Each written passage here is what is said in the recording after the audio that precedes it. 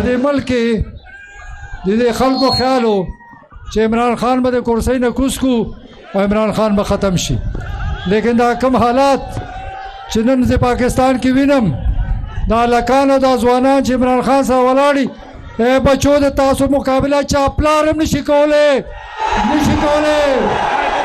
چې تاسو عمران خان سره ولاړئ نو انشاءالله تعالی ډېر زر به زبردست شکست دی ته ورکوو. نن دا امپورټ حکومت یو سازش لاندې راغلی دی، د ملک تاسو په خپله وکتل چې په موږ به الزام لګولو چې ګراني ده، خو عمران خان بیا هم قیمتونه کنټرول کړي وو، تیل یې کنټرول کړي وو. نن چې دا غله بچي رالل نو تیل 80 روپۍ ګران شول، غوړي ګران شول، بجلي ګرانه شوه، او چې بجټ راځي خدای دې خیر کړي چې سره سره به کوي.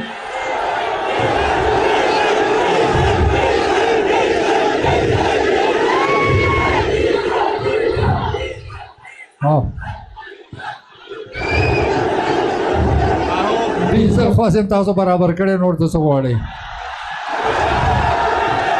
بله بچو دا یاد ساتئ چې نن په پاکستان کوم حال دی، دې پاکستان ته تاسو ضرورت دی، دا تاسو مستقبل دی.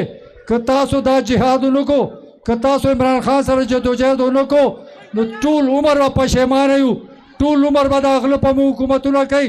واحد یو ایماندار لیډر راغلی دی چې دی خلاف ولاړ دی، ټولې پارټیانې یو ځای دي، عمران خان یوازې دی. الله تعالی عمران خان مدد کوي او په یو ځای به راچو دا ټول نه پرېږدو به. نن چې کوم حکومت کې خلک ناست دي هغه یې چې امریکا سپر پاور دی، موږ به د امریکې غلامي کوو. عمران خان ناره اوچته کړه چې امریکا سپر پاور نه دی، الله تعالی سپر پاور دی، موږ الله سره ولاړ.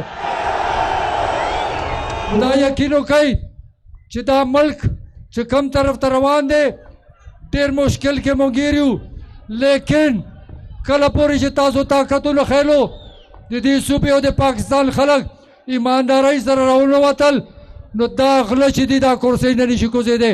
آیا تاسو تیار یئ؟ د چا ګاډو انتظار به نه کوئ، راوځئ به، دا جنګ به په یو ځای کوو، مونږ به نه مخکې یو، تاسو به راپسې یئ، انشاءالله تعالی دا ټول به زغلو.